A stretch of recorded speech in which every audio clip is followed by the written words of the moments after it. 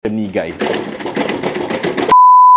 Korang yang mana korang nak beli kerusi gaming, elakkan korang beli kerusi yang macam ni guys.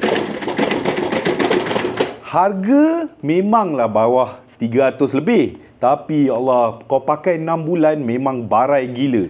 Dengan dia punya skru entah ke mana, apa entah ke mana.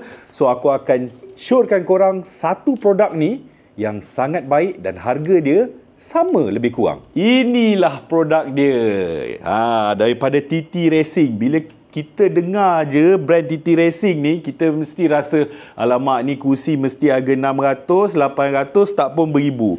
Tak. Ini kerusi yang aku rasa korang semua boleh beli dan dia sangatlah berkualiti. Bila kau goyang tak ada lah teruk sangat macam yang tadi tu. And then kalau kau tengok kerusi dia still boleh naik atas dan bawah.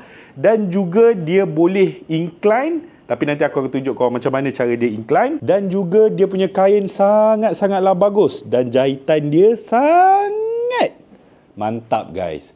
So, kerusi macam ni at least kalau korang beli dengan harga tu, bolehlah tahan lama daripada kerusi yang kulit tapi barai. Kau pakai 6 bulan dah tak boleh pakai dah. So macam mana korang nak inclinekan dia? Dia ada lock dekat bawah. So dia tak boleh adjust lah macam yang mahal sikit 600 tu. Tapi dia boleh incline bila kau unlock. Dan bila kau lock, dia akan tegak balik.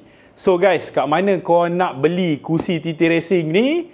Ada dekat beg kuning. Dan jangan tersilap beli sebab nak murah guys. Sebab harga dia tak banyak beza pun. Dalam 20 ke 30 ringgit. So kalau kau silap beli, kau yang rugi.